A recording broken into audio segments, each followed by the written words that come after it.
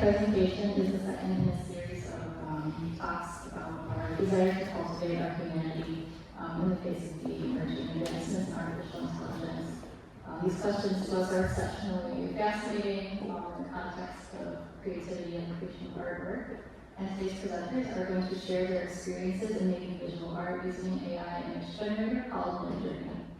Julian Ahlquist holds degrees in philosophy and theology, and he is a founding faculty member at Chesterton Academy Hopkins. He is also an amateur artist on the side, including digital art for the past 25 years. Father Timothy Sandquist has been a priest for 7 years and is currently serving 3 rural churches south of the Twin Cities. He met Julian during his previous assignment as the chaplain at Chesterton Academy. Together, Julian and Father Sandquist have made thousands of images of saints using AI in their project aptly titled Generation of the Saints, which seeks to bring more beautiful Catholic art into the world. There will be time for questions, so if you think of any, just hold on to them, write them down. And with that, I will pass it on to Father Sandquist. Well, we'll just share a brief intro on how we got started on this. We were trying to get our story straight, how it started, but I saw a random YouTube video of some early examples of AI art, specifically with the program DALL-E, which is made by OpenAI as ChatGPT. And I showed it to you at some point. It was either at a brewery or a smoke recover at a church. And we were both blown away by it. And then I think we both had the idea relatively at the same time that this should be used to make images of saints. I'll pass the story on to you at this point. So it was about 2 years ago that we learned that this technology existed, but at that point it wasn't great. It could do some amazing things, but a lot of it it wouldn't do what you wanted most of the time. But then about 6 months later, a year and a half ago, that's when Midjourney did an upgrade to their software, which was significantly better than DALL-E 2, as far as making beautiful looking art. And so as soon as that came out in, I guess that was March of 2023, that's when we decided, okay, let's make something beautiful. And so again, we both were at the same Catholic school, and so this kind of aligned with our interests. Anyway, so that's been a year and a half that we've been making images and mostly sharing them on Reddit. We have a page called Generation of the Saints. At this point, Julian does most of the images. I only add a few every couple months, but Julian posts every day usually. More or less. And so there are thousands of images on that page. Yeah, I think it's 4,000 to 5,000. That's the estimate. Okay, and that's 98% Julian. So, anyway, that Reddit page is now followed by 680 people. So, okay.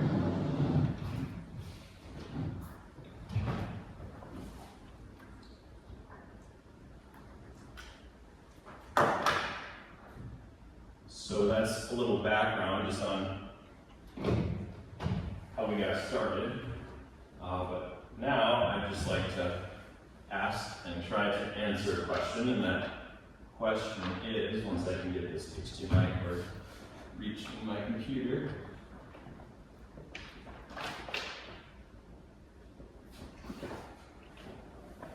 Okay, it was just hot. That question is AI, should it be used at all for religious art? Is it good for anything when it comes to religious art? Obviously, it's kind of a controversial topic, mixing two things that seem like maybe they shouldn't be mixed. But during this portion of the talk, I'd like to make a case that yes, it is in fact good for some things having to do with religious art, though not everything. So I believe that AI can communicate beautiful and inspiring religious truths, even if it can't communicate everything that traditional sacred art can communicate. So to make this case, I'd like to give a few examples of how I've tried to use religious AI images that I've made to help me communicate religious truths to others that I find beautiful and inspiring. So the first example of how I've used AI to help me communicate beautiful religious truths was through an image I used at a retreat I led last year for freshmen at Chesterton Academy. So at this retreat, the main point I was trying to make for these freshmen is that the Christian faith is not about rules. The Christian faith has rules, and rules are important, but it's not about the rules. What is it about? It's about love. Not just cold, intellectual love, but a love that is a true friendship. A love that even overflows into our affections. And so where do we see this in the gospel? Well, we see it many times, but one of my favorite places that we can see it quite clearly is when Peter sees Jesus after the resurrection and leaps into the water in order to swim to him on the shore of the Sea of Galilee. Peter's fishing with the other disciples. It had been a while since they had seen Jesus. Jesus shows up along the shore, and then as soon as Peter recognizes him, he leaps into the water and swims to him. Now, Peter didn't need to do this. He could have just stayed in the boat, stayed dry, and efficiently waited till they paddled to the shore. But he didn't want to wait. The spontaneous joy that flowed from his love for Jesus and friendship with him led him to fling himself overboard. So I can describe this just fine with words, and that's good. But how much more powerful would this message be if I had an image to go with it? Well, I tried searching the internet for such an image that expressed this enthusiastic joy of Peter, one that inspires me, and I really couldn't find one. Since I couldn't find one, well, I decided I'll just make one myself. And so here's the image that I used for this retreat. So it's not perfect. There's some flaws with it. And if I had more time, and if the AI was a little bit more flexible in what it allowed me to do, I would change some things.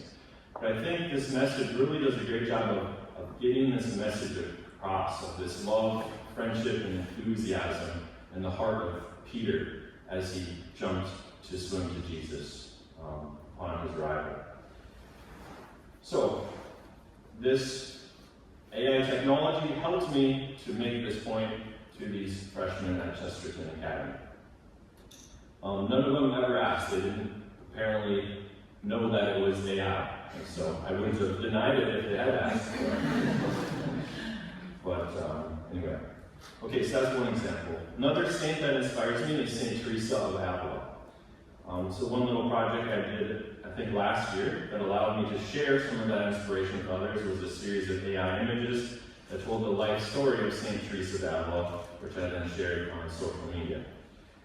So rather than tell you about it, I'll just show you the pictures that I made and then read the captions that went along with them. So Saint Teresa of Avila, my favorite saint, or one of my favorite saints. So Teresa was born in 1550 in Avila, Spain. At the age of 7, she and her older brother Rodrigo ran away from home, hoping to be martyred in Africa by the Moors.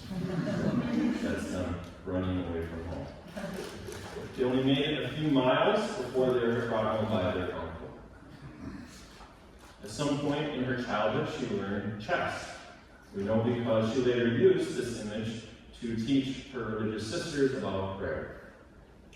In her book, Way of Perfection, she compared prayer to chess by saying, if we play this game often, prayer, we will checkmate this divine king. Will not be able to escape, nor will he want to. You can tell this is AI because the checkerboard is too big, but anyway. In her youth, she became absorbed in romantic novels of chivalry. Her dad disapproved, so she and her mother would only read them when he wasn't around. She later regretted this. From the age of 20, she was persuaded by her uncle that life was short and fleeting, and so she made up her mind to join the Carmelite convent of the Incarnation. For 20 years, she half-heartedly sought God's will, doing little more than the bare minimum. Her proneness to distraction made it difficult for her to pray without a book. However, in 1554, she was deeply moved by a painting of Christ wearing the crown of thorns. She resolved that day to surrender herself wholeheartedly to God. Teresa devoted herself to prayer and rapidly advanced in the spiritual life. She began frequently experiencing mystical raptures, sometimes in public, which embarrassed her. In 1558, she famously experienced a vision in which an angel pierced her heart with a flaming dart. Of the angel's dart, she wrote, "So great was the pain that it made me moan, and so utter the sweetness that there was no wanting it to stop." In 1562, she founded a Carmelite convent that restored the order's original contemplative and austere life. She later met John of the Cross, who would then do the same for the male branch of the Carmelites.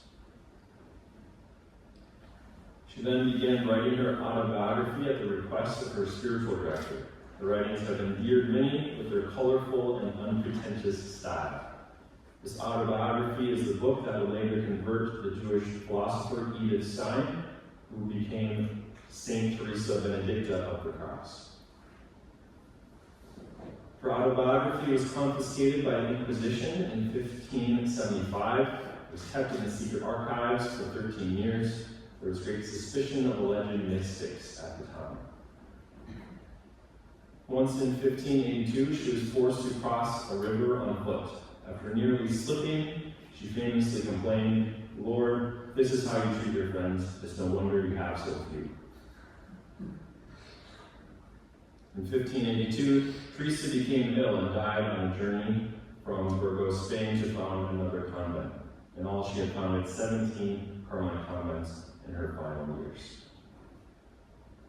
Okay, so trying to explain her story with words in such a short time probably would be much less inspiring without the pictures, at least I think. And so I think this AI art helps me share more of the spirit of St. Teresa of Avila and what inspires me about her, hoping that it inspires you too.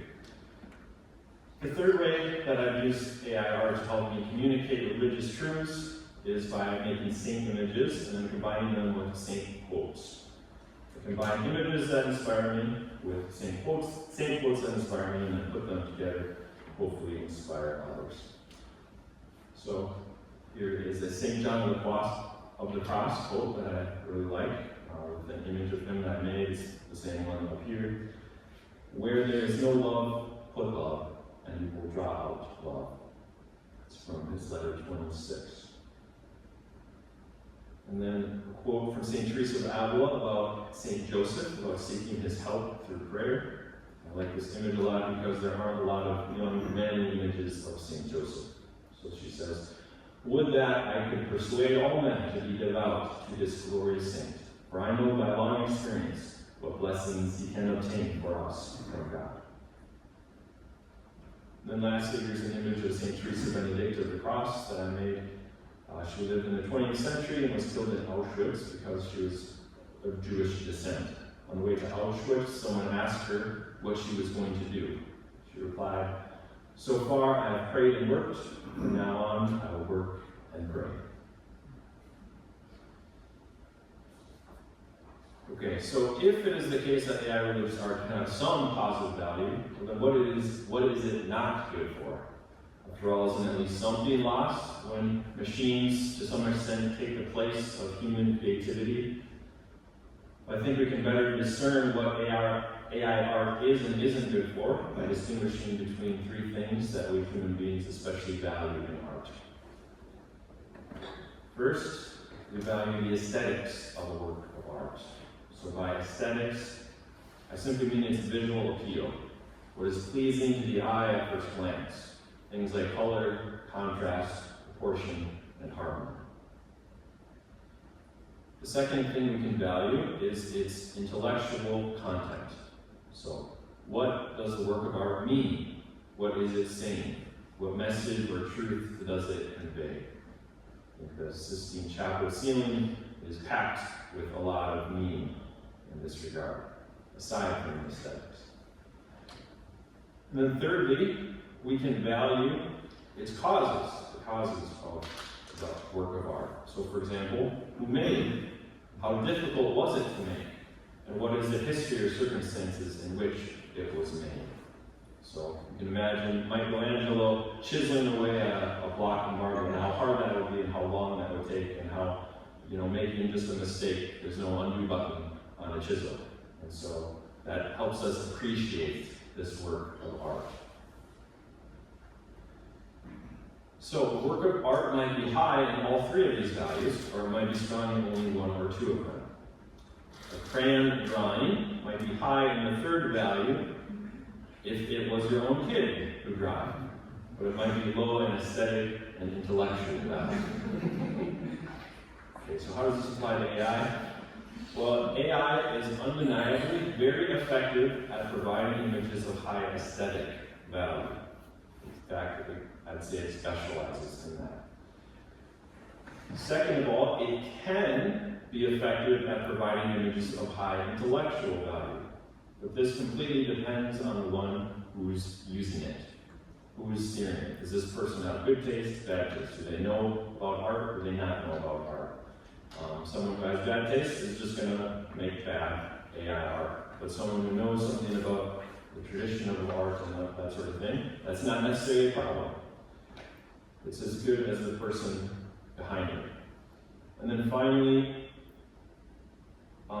AI art is poor in the third category. It's poor in the causal value that we appreciate. So it's just a plain fact that a person at a keyboard generating pixels with an algorithm is not that inspiring. The poverty of AI in the third category is the reason I don't think AI should be used in churches. I say this because in sacred art, the cause is part of the meaning that it expresses. So our ability to know and love is what makes us in the image of God. Therefore, knowing and loving is intrinsic to sacredness. Therefore, if a work of art proceeds in large part from a blind machine incapable of knowing and loving, well, then that shouldn't be considered sacred art, even if it is good religious art. So again, even if AI religious art can't technically be considered sacred art, it's not set apart in that way, that doesn't mean it doesn't have a use. Through the first two categories of artistic value, AI art can still communicate inspiring truth beautifully. So with that, I'll turn it over to Julian.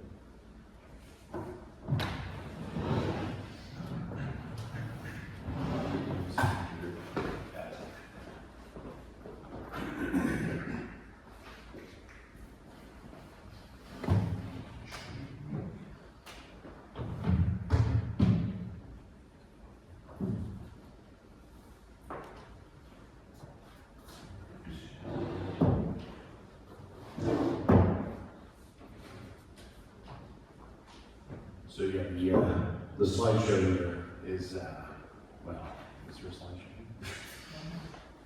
Boom, there it is. Yeah, it's about 1% of the images that made it. Something like that. All right, so so I teach philosophy and theology, and I'm really passionate about apologetics to defending the faith, and I've done a bunch of that online, certainly. But yeah, part of me has also belonged to, part of me knows that abstract reasoning is not going to speak to probably most people in the world. And beautiful art is going to be very helpful for not just bringing people to the faith, but keeping people in the faith, I think. And so part of me has always engaged that aspect. And, I've had some artistic background, and then, when AI art became a thing, things clicked, and I'm like, yes, I can do that dimension too. And so we mentioned that the Catholic Spirit, the official newspaper of this archdiocese, did an article on what we've been doing, and then eventually Church Pump, which is the PWTN news agency, then did an article. And through that, getting publicity, we've, at least I have, encountered lots of negativity. You overwhelmingly positive for the most part, but definitely seems to be a very loud and strident minority who really insist that AI art cannot be used for good at all, that it's intrinsically evil, and thus, really, there shouldn't be AI religious art at all. So I've been combating that almost on a daily basis sometimes. And so I want to sort of distill the anti-AI art objections and then respond to some of it, because again, they're very frequent, at least in my work.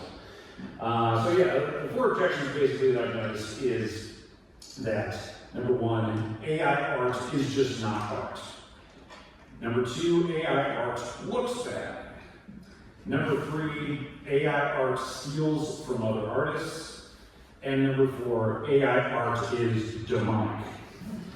So I have some thoughts on this. So the first objection, AI art is not art. And I think basically probably touched on some of this. So obviously the big philosophical question on this one is, what is art?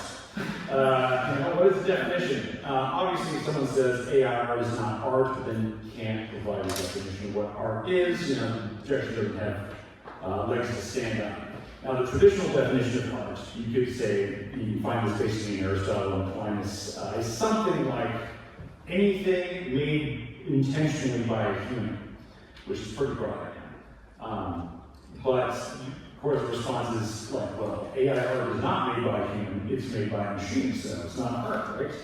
Now you could say, well, a painting, is made by a paintbrush, and that's not a human, so, this painting is not art. And of course, that's ridiculous, because a human uses the paintbrush as a tool to make the art. And I would argue, obviously in a different way, that a human uses AI as a tool to produce AI art. And then it's like, well, is there significant human input still with AI art? And I would say there's at least 8 factors that I've identified, that there is human relevance to human input into AI art. So first, number one, AI art generators are programmed by humans, so that's kind of a big deal. They're caused by humans, and which is a very creative accomplishment. AI art generators continue to be trained by humans, and oftentimes they're trained by human artists to perfect them. Number 3, AI art generators are dependent and influenced by pre-existing arts made by humans. More on that later, because that runs into another issue. Also, of course, the prompts or the instructions that are given to an AI art generator to create an image is done by a human, right? And that can sometimes be very tricky. A human has to phrase it just correctly. If it's not turning out well, that requires time. Requires an aesthetic sense, even a knowledge of art history and what styles to use, etc. Number 5, AI images that are chosen to finally be displayed to the public. That's chosen by a human, and that can take a long time. Usually on average, I publish 10 images on average of the same per day, and the process of picking which ones to display can be time consuming. And usually I generate at least 200 images of the same, and then I go from there. Usually it's more like 500. And also, even when I have some good images that are like, yes, these will work, there's usually something wrong. Well, usually 50% of the time at this point, something wrong with them. Usually it's the hands, like there's too many fingers or too few fingers, and so I either have to tell Midjourney to try this part of the image again, and it still might not work. Oftentimes I have to go to Photoshop and manually edit it that way, so that's significant human input into it as well. Some humans are better at AI art than others, and this is pretty significant, because people say, you don't need any skill with AI art. At least one person has contacted me saying they've used Midjourney every day, and they say, well, you're better at it, I want to hire you. I'm like, oh, okay. And it's possible I just spend much more time on it, more patience or something. But yeah, there's tons of bad AI art, and it's not like it's an equal playing field, just like, no. All right, number 8, finally. AI art can often take a long time to get right? It's not, I mean, you could get lucky and just get an amazing piece of artwork right from the get-go, but usually you have to tell it to do it again and try it this way, that way. And I want to say, to get 10 good images of a saint, it takes, for me, at least an hour or more, like 2. Sometimes it takes 5 or more hours to get a good set of images. So those are 8 factors where human input is still a thing in AI art. And so because of that, I'd say AI art is technically still an art because there's human intentionality behind it still. At the very least, most people would agree that AI art is artificial, and the word artificial comes from basically artistically produced. If it's not artificial, that means it's either natural or just a product of randomness. So it's obviously not natural. It's not like it grows on trees. But some might argue that it's a product of randomness because it does use random variables to create variations in the art. And so, but even if there's if an artist like a painter accidentally makes a brush stroke that he didn't intend, and he's like, whoops, I didn't even do that. That stroke technically at that moment is not considered art traditionally because it was not intentional, but you can elevate that into something intentional by keeping it and maybe working that in the art, and so it becomes art that way. As the great Bob Ross says, there's happy little accidents, I believe that's the name. Right? So likewise, even if there's randomness in generating AI art, if the human by natural will said, I'm going to keep this, then boom, it becomes art. It gains intentionality. Now, some people say, yeah, this definition that anything made by a human intentionally is art is too broad, like maybe that's what it used to mean. It's at the very least not fine art, some people would say. Question is, what the heck does that mean? And the definition of fine art is fraught with controversies. I'm not too familiar with it, but there doesn't seem to be any agreement on what that is. And that is an interesting argument. And it does seem to get really esoteric really quickly when people try to define it. But I'm still open to hearing their arguments about that. But in the meantime, for the most safe reasons, I'd say AI art is technically art. Okay, objection number 2. AI art looks bad. Obviously, all sorts of questions about subjectivity enter into the picture on this one, so it's hard to say anything objective on either side of the issue, but you can say some things. A lot of people, of course, would say AI art looks amazing, right? And then I've heard many critics respond, well, people who think that, they don't really understand art. I'm like, well, what do you mean by art? Right? It goes back to that. I've heard a lot of people say, well, AI art lacks heart, or it lacks soul. I heard that a bunch. And I'm like, okay, so let's take the literal approach first. Like, does any art literally have a soul or a heart, right? Or a painting? Maybe some weird art does have a heart and soul, like maybe a bonsai tree or something. Well, like we have and soul. Anyway, whatever. But usually it doesn't have a heart or soul, literally speaking. So obviously they mean it's poetically, and what they mean, it kind of goes back into the fine art territory, and they're being esoteric. So again, maybe they have a point, but it's just they need to flush out what exactly they mean by that. Now, both me and Father Sandquist would say that, at least in a big sense, a lot of traditionally made saint art lacks a soul and a heart because some of it's just very terrible and just tacky and everything. And sometimes AI art has produced, at least in our opinion, better art of saints than a lot of other pre-existing art. I mean, well, most art probably in general is bad throughout history, and we usually only see the good art, at least of the ancient variety. But at the very least, AI art is new, and so a lot of people are using it enthusiastically. A lot of people don't know what they're doing. So no doubt, a lot of people have seen a lot of bad AI art, and perhaps this is partially fueling their bias. I think it's comparable to CGI, because a lot of CGI is bad, and that makes people complain, like, CGI is garbage, I wish we could go back to the era of practical effects, that was so much better. But you know, CGI is done well, it can be very amazing, and I think that's true about AI art. Both the CGI and AI art, if you can't tell it's CGI or AI art, usually that means it's good.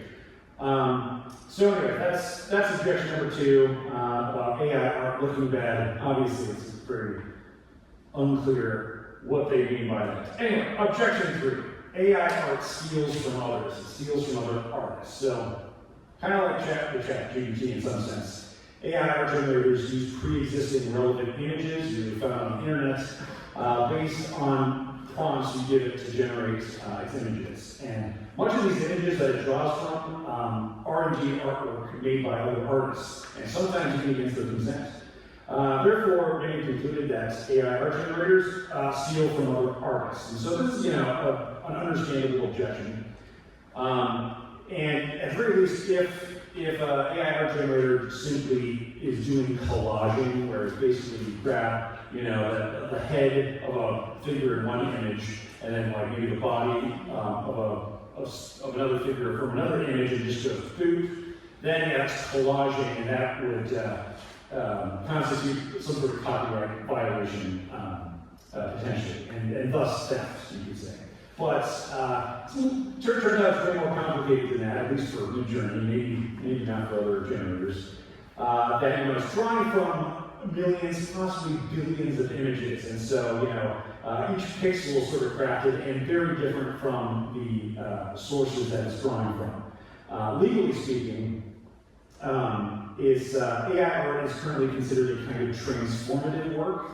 That is, it does take work from others to some extent, but then it significantly changes it from its original sources, thus not making it a copyright violation, right? So yeah, you take copy another artist's work, but then change it enough, it's obviously going to, at some point, not be a copyright violation. So the argument that currently is that AI art is transformative in that way. Still, even though it might not be legally problematic, some might still insist that the fact that AI art is influenced by the work of other artists still makes it unethical.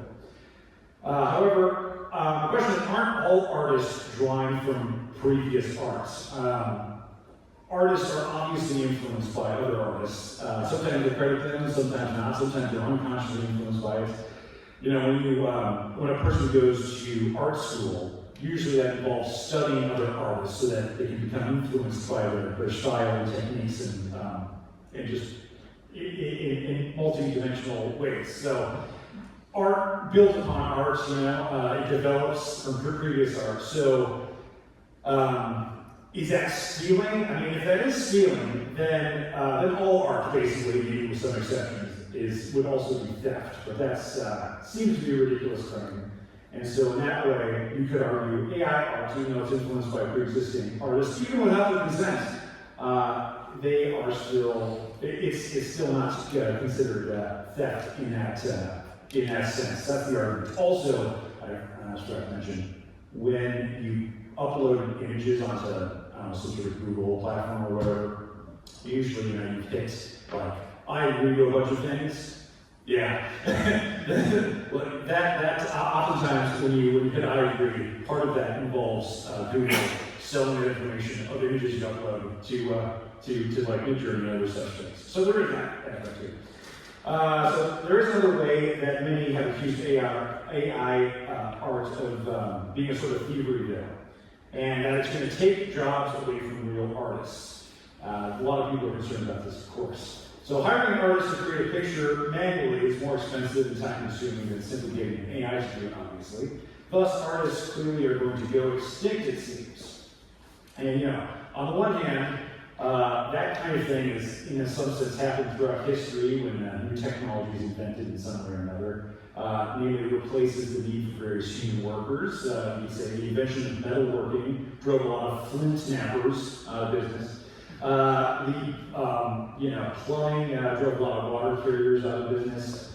But the printing press, the printing press obviously put a lot of manual copyists and scribes out of business as well. But I'm optimistic, and I don't think AI art is going to destroy traditionally made art. I think people are still going to want that. Painting, for example, survived the invention of photography, which was contrary to a lot of people's gloomy expectations. In fact, many thought the invention of recorded music was going to make people stop going to concerts, but apparently people went to concerts more when that happened. And I think, and this is also maybe optimistic on my part, is that with more people, more like common people using AI art, they'll probably grow an appreciation of art in general, and they'll thus grow an appreciation of handcrafted art. Handcrafted art is going to seem more impressive, because it is more impressive than digital art. So I think traditionally made art is going to become like a luxury item, and hopefully then keep those artists, those traditional artists, in business. Again, that's my hope. Nonetheless, I really advise traditional artists to start using AI for some of their projects, because I think they're the best people equipped to use AI well, because of course they've developed a superior artistic skill. And I think that will help them provide themselves with more job security too. That's my advice. So traditional artists, keep doing that, but also don't be afraid to dabble in AI art as well. Lastly, at this point, if one claims, for example, that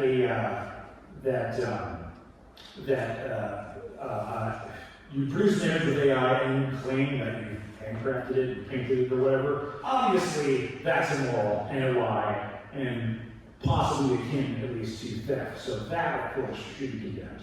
But if you present an image and say, and you're not claiming that you manually handcrafted it, then I don't see it as theft. I don't think you've done anything wrong. I don't think the AI has done anything wrong either. All right. Last objection: AI art is demonic. Okay, so some people are afraid that AI is being controlled by dark spiritual forces. It seems that part of this is because of how AI seems so mysteriously powerful. Sometimes AI also does something unexpectedly creepy here and there, as at least some reports go. Sometimes you hear about a chatbot claiming that it's a demon or something, so that's kind of a red flag, understandably. Or that an art generator adds some sort of unsettling devil-like creatures in the background, or maybe creates some occult-looking symbols here and there. After all, who knows what problematic resources the AI generator might be drawing from in the vastness of the internet. Some have even tried to say that AI's use of random variables to create its images is something akin to sortilege or some form of divination, just depending on the intention. But at least how do we not know that there is something diabolical at work when working with AI? Shouldn't we play it safe and avoid it altogether? So, while I don't deny that it's impossible that demons can manipulate the mechanics of an AI program, I would also point out that that's basically true about almost everything. Demons can manipulate any sort of machine. They can even manipulate handmade works of art. They can manipulate food. They can even manipulate living people. However, we're not meant to suspect that a demon is lurking under every rock. We're first supposed to assume something is functioning within the laws of physics before assuming that this is a supernatural or preternatural cause that's directly at work in a thing. You can see this by how the church tells exorcists not to assume a person is possessed until other ordinary explanations have been exhausted, like psychological factors.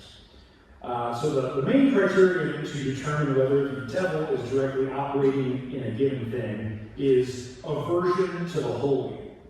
That is, does the thing in question somehow react negatively to sacred things like holy water, the name of Jesus, etc., right? So is this how AI reacts to such things? Well, in my experience at least, no. I've given all kinds of holy prompts, including the name of Jesus multiple times, to Midjourney, and it overwhelmingly responds in I would say a very holy manner, and it produces things that have inspired many people, makes the saints more real to them, makes God more relatable, and I've definitely experienced this myself with what it's done. So I think that's pretty good evidence that it doesn't have, at least Midjourney, at least it doesn't have aversion to the holy. And so the case that it's run by demons is pretty flimsy, to put it gently. So now, with that said, maybe one result out of every 1,000 images I make. Sometimes there is an image that looks kind of creepy and eerie. And usually I just like, don't use that image, right? Don't publish that image. Or, if it seems like it might represent, a saint going through spiritual darkness or something, okay, maybe, I don't know if I've done that, but that's maybe one reason to keep it. Or, if part of the image has some weird squiggle that might be some satanic sigil or something, or even if it just looks that way, then I simply Photoshop it out, right? So again, one should not assume that something is demonic unless you have a good and verified reason to do so. And it has to be, consistent reason to get rid of the flukes. So that's therefore how I think you should approach AI. So if you rashly condemn AI as being fueled by demons, and it turns out it's not, then you simply succeeded in making the Christian faith look ridiculous, which would be unfortunate. Now, with that said, if one's intention is to call on dark forces when using AI, then that's a different story. So don't do that because demons are likely to do something then, perhaps. Also, if you're so impressed by AI you start to worship it, okay, obviously that's bad too, don't do that either.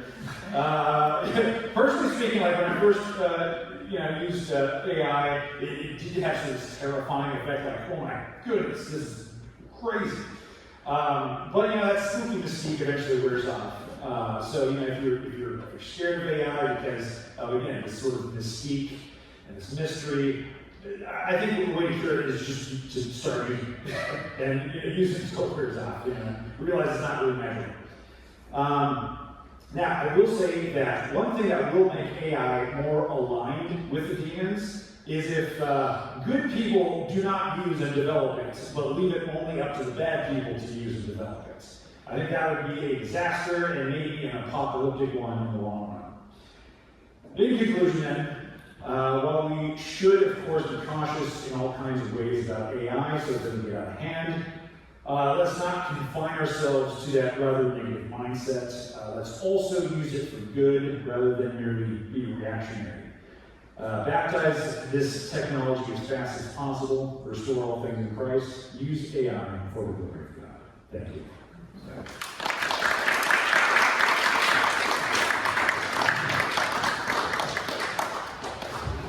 Thank you both for sharing your experiences with this really fascinating use of artificial intelligence.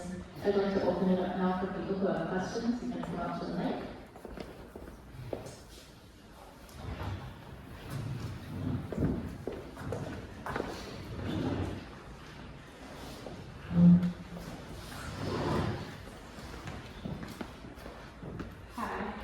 My name is Sept. I'm a Catholic artist myself. I teach art school, and I came to this event actually very limited, and I don't get someone said this might be a big mismatch, but when I hear you say things like, we can use it for good, I can't help but think of like Boromir trying to convince us that we could use it for good, and I keep thinking, no, it is naive to think that we can.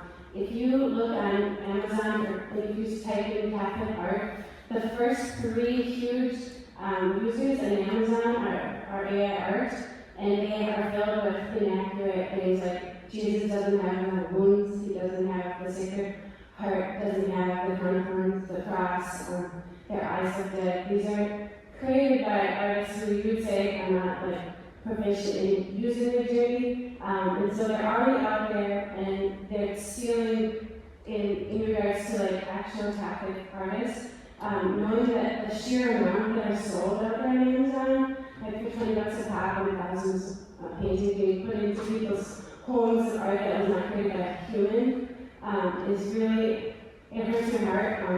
And when we talk about the soul, it's not about that the art themselves has soul, it's about the creator being the one who is creating. And when I teach my kids, it's God is the creator, and He gives us the ability to create. And it's a tangible, physical reality when we create, when we use our hands with a tool. And I think it's such a stretch to say that pressing a button and putting in prompts is the same as a tool that we physically create with our bodies. There's a huge gap, and when we talk about the differences in in technology, how photography was scared. We were worried that photography would take away from paintings or graphics would take away from concerts. These things, I think it's a bit naive because I think the vast scope that AI has to take away and feed into our lazy human nature to like do what's most efficient, do what's cheapest. And we see the proof in that in how many people are purchasing these images versus using real categories. And it's really hard to get paintings sold. It's really hard to convince people in the stage to buy art. And in this new era we're in with AI, and it's already hard for artists, I think it's incredibly nice to think that it will actually inspire people to appreciate real physical paintings more than AI-generated art. That's the gist of my concern, and the theological errors that are rampant in the current market of AI art that's being sold right now. I mean, this art, I don't know if the art that we've been seeing is trying to be sold, but in the marketplace currently right now on Amazon, it's frightening to me that people are purchasing these in vast quantities and not realizing that it's AI. If we can't tell the difference, then I don't think we're going to be appreciating the value that goes into the artwork.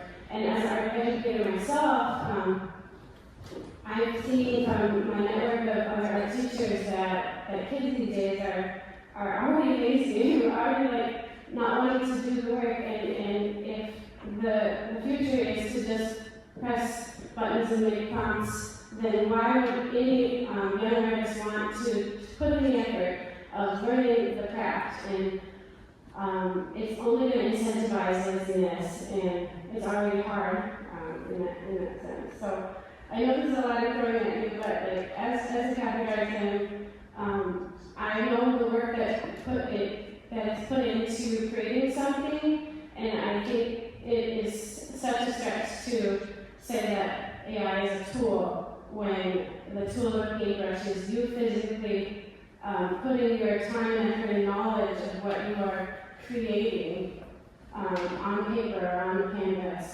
to say that the tool of creation of pressing button, I think it's too big of a gap to say that it's validating that same tool. So I know that's lots of, yeah, that's my take.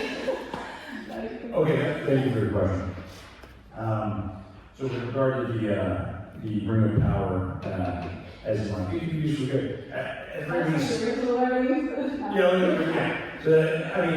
So the ring of power is basically possessed by someone who's a demon. So that goes back to the question, like, don't assume that the demonic has a really good reason to do so. And it was canonically established in the story that was possessed by a demon. So I will agree that manual handcrafted art does require more skill than AI art, and it has to do with your causal comments. And so, yeah, absolutely.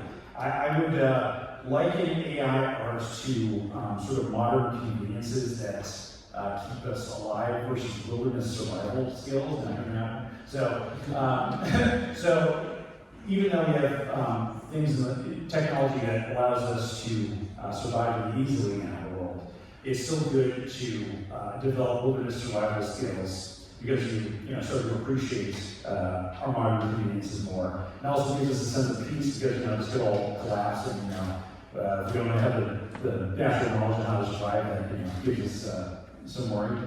And so likewise, with this development of AI art, I really strongly insist that people still do manual, more traditional handcrafted art because they'll appreciate AI art more.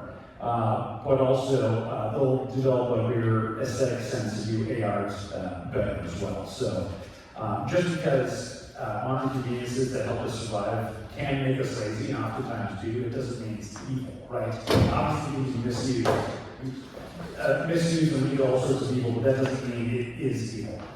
So I'd say that. Also with the art, AI art that doesn't include the wounds of Christ and everything. That can happen with normal handcrafted art, the artist might not know about that. And, so that's not necessarily a problem with AI art. Obviously an artist when making AI art should be theologically trained ideally when making religious art, otherwise you could screw up.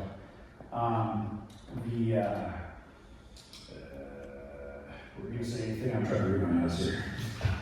And on that subject, because you want to think about that, as a Catholic artist, when I have the goal to paint Jesus himself and other saints, there is a worthiness to God himself that I feel like I can't even start until I pray, until I'm in that mode of like, I'm going to be trying to recreate God himself, that I it's probably not happening with the majority of saints AI art that's happening out there that's being sold, and the merit that it takes, not the merit, but when you are painting something religious, it is even like iconography, like there's meaning behind it, and sacred art, there are definitions behind it and what it is, and so when you are creating something that is so holy, it needs to have that intent and that prayer behind it to make it an act of creation, and that is what is the foundational concern I have with calling it art, is because I do believe in that definition of art, that it is an expression of the soul, and when you express yourself, you are expressing yourself with your body as a creator, as God who physically manifested and made creation with his being. We as our beings are creating, and so to say that when we don't have our physical being involved in creating something, when we don't have our soul involved, especially when it's on such weighty subject matter as our Heavenly Father and saints, that it's not given the full appreciation that it needs to be to create something so that should be seen as beautiful by others. Yeah, I mean, I agree with all that. There's been a lot of religious artists, actual real painters who lived, really, really bad lives, and so they, Raphael, big time, yeah. Caravaggio. Caravaggio. Yeah, they did really well, they did great lives. So, but obviously, ideally, the artist, whether it's an AI artist or not, should be approaching this prayerfully and thoughtfully. So I think that is possible. I want to say this way. We're going to No, appreciate the comments. Hi, I have a question about your perspective on the future of this art craft, because it really seems like you guys are doing some pioneering of this, and I'm sure you felt that. So I also think that there's like the issue of authorship is sort of the one that it seems to be kind of the question I face when I use AI in my artwork and in my job, and my wife uses it in her job. And there's kind of two things that I think are really eerie that I'm curious if you guys see any sort of solution to. One is that one of the natural ways to enjoy artwork is you come because you see the subject, right? Like you come to the Mona Lisa because you can't see the Mona Lisa. But you spend time in front of the Mona Lisa looking at the details, right? So you start looking at, the mouth, the particular curvature of the Mona Lisa's mouth, for example. It's sort of the thing that really is stimulating about that artwork. But it's sort of the opposite with AI artwork. You come to the subject, but there's nothing in the details. You start looking at something, and it's like, there is a detail in the corner, but it's probably the thing that the artist missed. And in fact, at least for me, when I'm looking at AI artwork, I'm like, I think that there's details in there that you never even looked at potentially as the artist. And I think that's maybe the most disconcerting part of the artwork. Who made it? How do we address that? And is there a way we can get at that causal aspect that's so lacking that you guys identified? Thank you. Want to speak first? Yeah, it's an interesting question. Just one thing that comes to mind related to that, not necessarily an answer, but where I see this going is AI and artists working in a more collaborative manner, where as time goes on, the artist does have more control of what is and isn't in the image. There's already programs where you can literally draw something with your hand, and then and then use that in real time to prompt an image based on what you drew. And then you can take that and edit that and draw with your hand, and it makes a new image based on this. And so just the back and forth with the human and the machine. Whether that's a good thing or not, I don't know, but that is where I see it going. And so I would assume that there'd be less and less of these unintended details in AI artwork. So anyway, I think that's all I have to say about that. Yeah, and the earlier versions of Midjourney, the details of the artwork tend to be a little bit blurry. If you look really closely, it's like, what is it doing? But more and more, with the new updates of Midjourney, things are getting more crisp, and I do find myself looking at those details and being fascinated by them. This idea of filmmaking, so obviously, you produce an image with Midjourney, and not look at the whole image and later say like, oh, that's there, whoops. But in some sense, like writers oftentimes, when they reread their own work, sometimes like, did I write that? So it's like, you have to like, who's making this art? It's like sometimes even with a traditional artist or writer, sometimes God working through them, and they're not intending some details in. So hopefully, obviously, when you're using AI, use it prayerfully so the Holy Spirit's at work. And some things might end up on the image that you didn't intend, but hopefully God did. Thank you. I'll confess a sort of techno-skeptic bias that I have towards AI, but as kind of coming across your work, like an AI stone carving company, I found a few other sort of more specifically positive applications in art, in AI particularly. I think I've come towards sort of a conclusion of like what you're doing is like democratizing beauty, right? It's sort of like it isn't. I don't have an opportunity in my life to sort of choose between commissioning a piece of art and like one of your pieces of art. It's sort of like either I like have access to yours or nothing at all. And so I see value in like beauty being there when it wouldn't otherwise be there. But sort of in the spirit of what this weekend is and like sifting through things and choosing what's good, I was really struck, Father, by your distinction of like drawing the line at sacred art and sort of this work being in the church.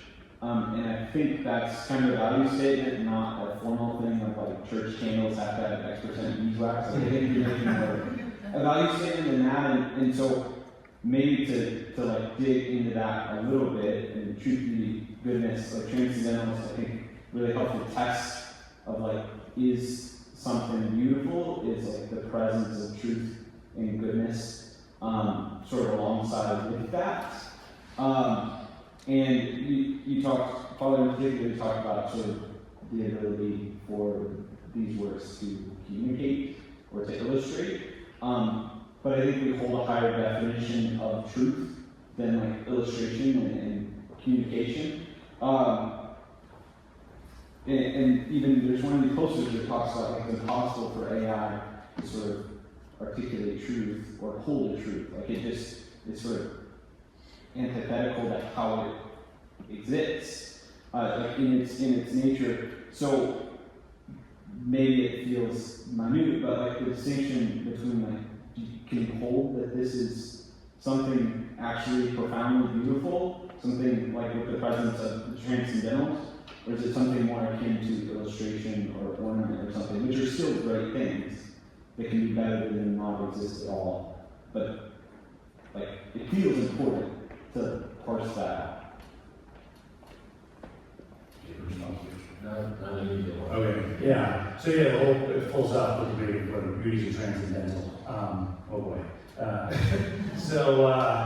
If beauty is a transcendental, I tend to say it is. That will mean that everything is beautiful, because transcendental means a transcendental being, that therefore everything has some level of beauty to it. So yeah, the transcendental and AI are definitely beautiful. Technically, like Lucifer would be beautiful in the sense that he has angelic nature, even though he uses it for evil. I guess I'm not quite sure what the question is. Well, there's a distinction that Father at least drew between. Okay, so for the Sure, there's beauty in everything, but Yeah. we sort of still can say that, my daughter scribbles on a piece of paper, there's a very distinct beauty difference between that and the calling of Matthew. Yeah, right, okay. Okay, I think Well, I'm not sure if I quite understand the question, but I would definitely acknowledge that AI has much lower level of causal beauty. And so we just accept that and we just say, if we desire to appreciate that, well then we appreciate that from man-made, objects. But I do think it still can communicate transcendental truths, just with the help of the person who's directing the AI, shaping it, choosing it, presenting it. Actually, one, I can't remember what it was. I think it was some sort of Renaissance School of Art when they were dealing with the issue of aesthetics. Basically, if one artist, in a given piece of artwork, if one artist, took the natural materials and was the only person in creating that piece of art, that was considered better than if it was multiple people, creating that piece of art. And I guess with AI, since it involves tons of people ultimately, developing technology and everything, to create a given AI image. In that sense, if that aesthetic theory is correct, then yeah, it would be less beautiful or less impressive, or At very least, I would say AI art is less human than just manually painting an art, painting a picture. With regard to the use of it in sacred art, I agree with you definitely that as a general rule, yeah, it should be used in churches. My view is that it wouldn't be intrinsically evil if it was allowed by the church or by the local bishop if there was no other option. But my view is that since at least currently there's so much hatred against AI art, if someone sees a piece of AI art in a church, will be scoffing, right? And so at the very least for that reason, it shouldn't be in churches because it's psychiatrists. But I don't know. I'm open to the possibility that it could be used in churches maybe sometimes, but definitely not as a rule. I have a question. Thank you guys. My question is really simple. Why are all the characters very sensual? Very well. Sensual. Sensual, okay. I'm quite sure because Mid-Journey has been trained that way. That they're like, this image looks good, and it tends toward making people look really, really beautiful. And I've gotten a lot of complaints about that. In fact, I did try one time to make one person look a little uglier, and it was pretty difficult. And I'm wondering, how do we correct that problem? And it's we have to, give, you show a picture of a person, and then a bunch of people rate them on, from 1 to 10 how beautiful they are. And therefore the AI learns, how beautiful, if you're trying to make someone look average, this person's a 5 or something, right?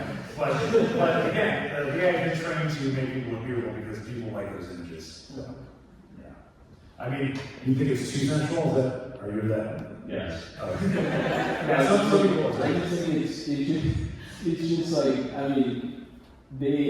see the picture and it's like a supermodel. Yeah. No, totally.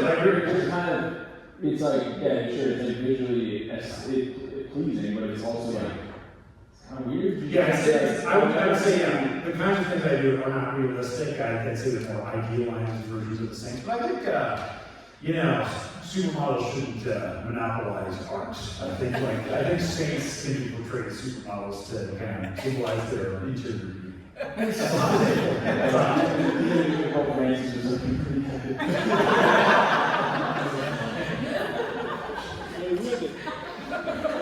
mean, I was wondering how they're going to respond to good-looking people. I was like, okay, let's try the same.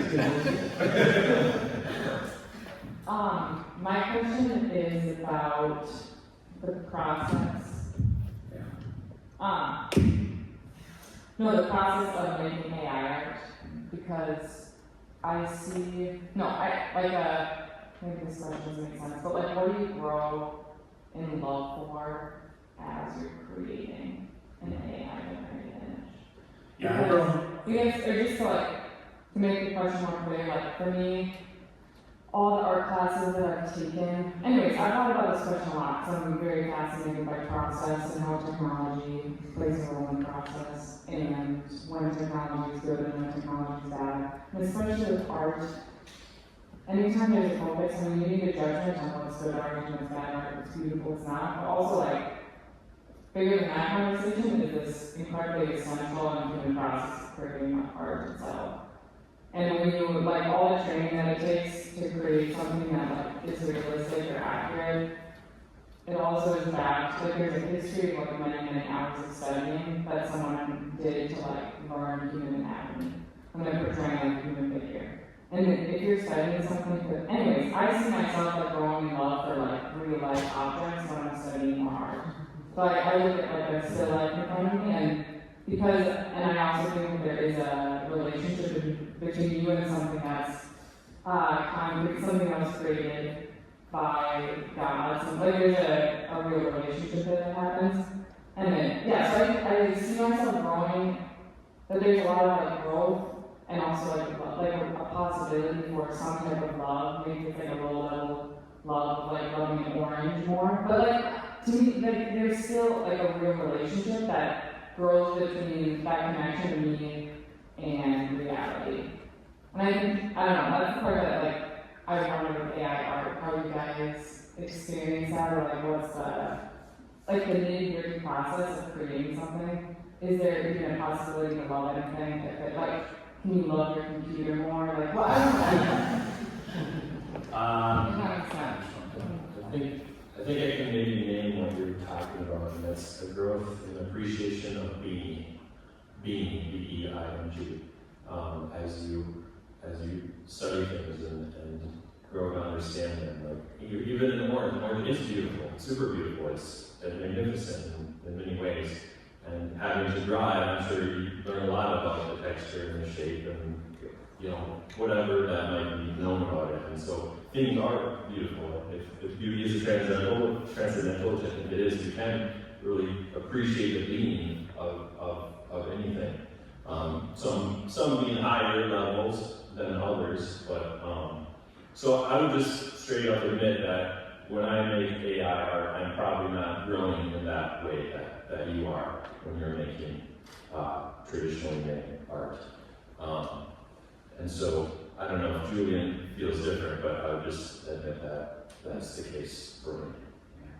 At the very least, I've definitely grown to love the Saints more because they become more real. And I had to research them at least a little bit from their historical context, because I want them to be, Renaissance saints to be put in, a modern day setting or whatever. And so, I'm encouraged to learn about their lives more, so that's been big. Definitely encouraged me to learn art history a little bit more, to experiment with different styles. Even learn appreciation of anatomy, because I have to look carefully, is this anatomically correct? Did the AI screw up here? Oh yeah, so I need to, try this again. So, especially when there's a little mistake and I have to Photoshop it, it becomes basically sort of quasi-traditional manual art process at that point. And so some of those same traditional, aesthetic feelings kind of come up at that point. So, thanks for that.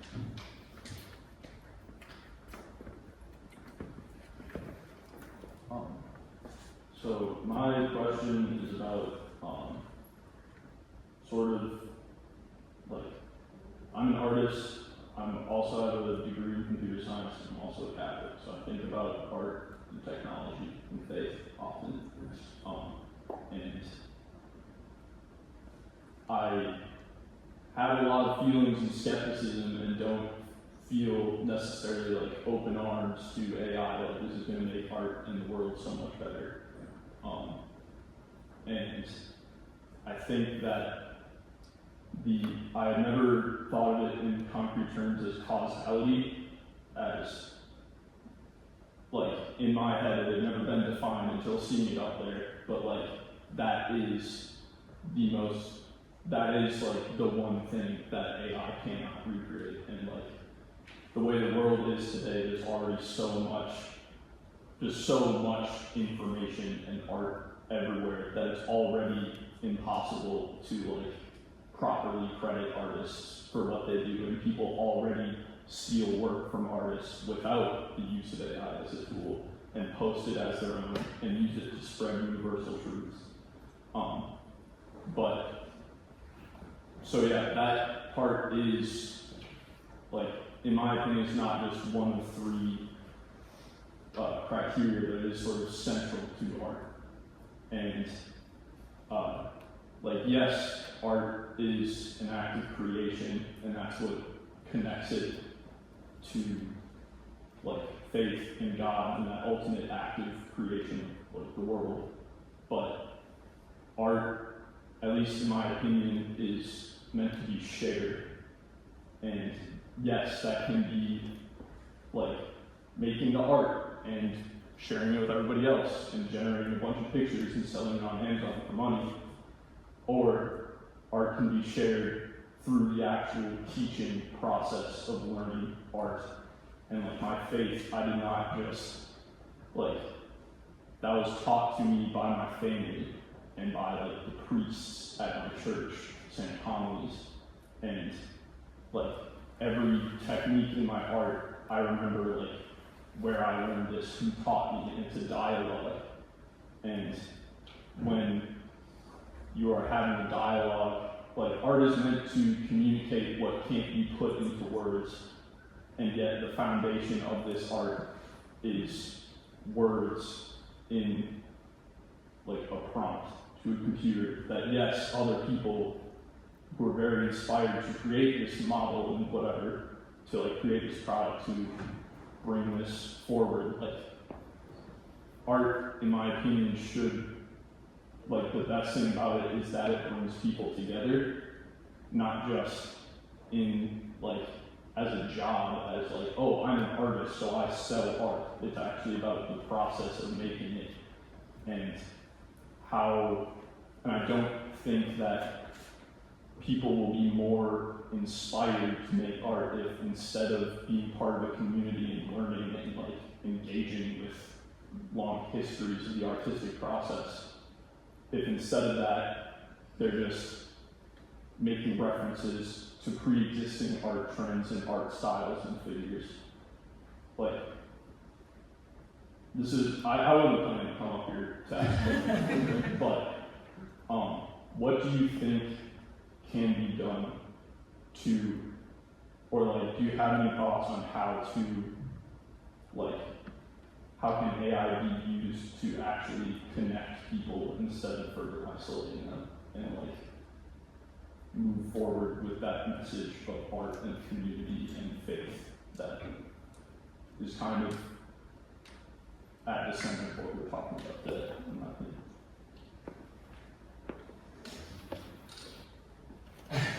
I think that was great, and I appreciate you sharing that. I'm glad you shared all that. That was very interesting, and something we'll have to chew on more. My initial thought is AI can't do that, and therefore that's why it's only one thing that can do some good things, but not the answer, end all be all. I do have myself have concerns about AI's effect on the world, and I think of it kind of analogously to the internet. Like, the internet's like great, like so many useful things, but also like a lot of bad things. So is the internet good or bad? Because would we be better without it? I don't know. AI in the same way, I think in those terms. Julian, you have? Yeah, so how can AI bring people together? I've shown my students a lot of my AI art, and some of even the less pious ones are amazed at it, and seem to actually get interested in things more. So that is something worth mentioning. But yeah, even classrooms too, just like across the board in different personality types. Definitely embracing AI with open arms indiscriminately is a terrible idea, I agree. So therefore, have some caution, but don't only be negative about it. Like the printing press, I think, is a good thing. But, the Protestants latched onto it really hard in England, and the Catholics didn't, and, constantly created more propaganda, and, Catholics lost hold of England, so that was a bad offense. So again, I encourage, Christians, Catholics, to use AI art, discriminately and well, because otherwise other people are going to use it for you.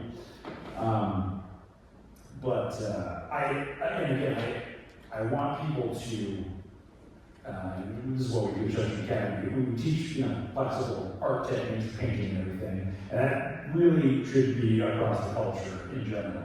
People should learn how to sketch and paint, and then, then they can be allowed to use AI art, because then they'll appreciate it more. Likewise, like the Boy Scouts, you should know some of the survival techniques, so we can appreciate, modern conveniences in the same way. And you can say modern conveniences have actually isolated us more because if we're in the wilderness, we have to kind of stick together more. So does that mean modern conveniences are bad? No, but they just need to be balanced. And we do, obviously have a foot in nature a little bit more in general. That applies to AI as well. So, We have time for one more. We have time for one more.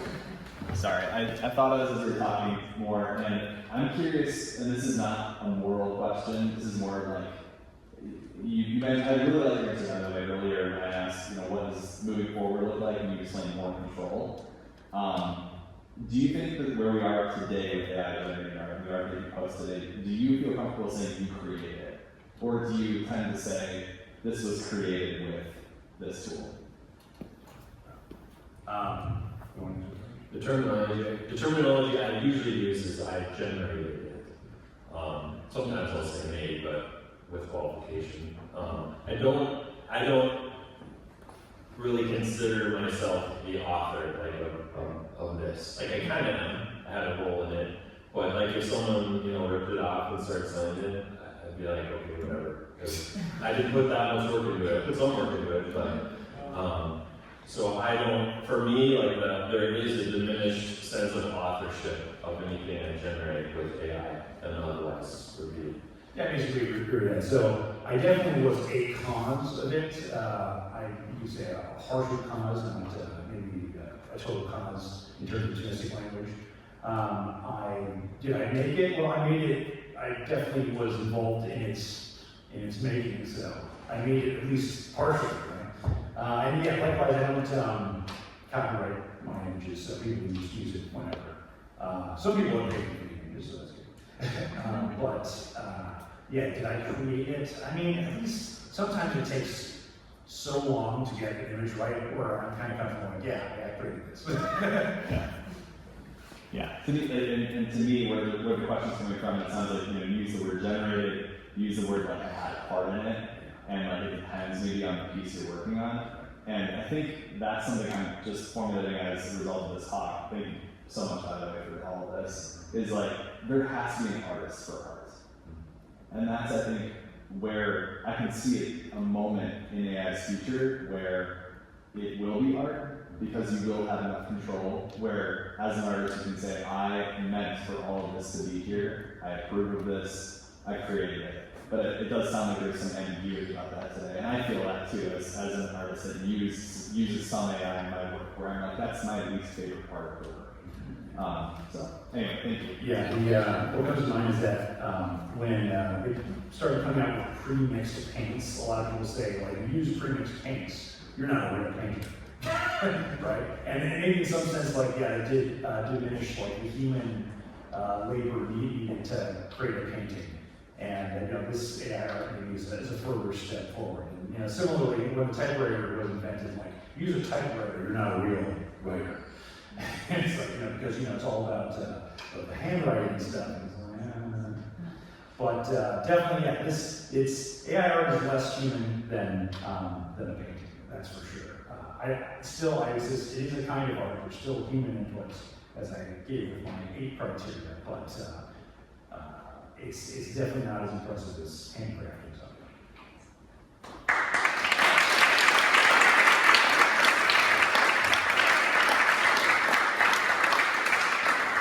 Thanks everyone for coming.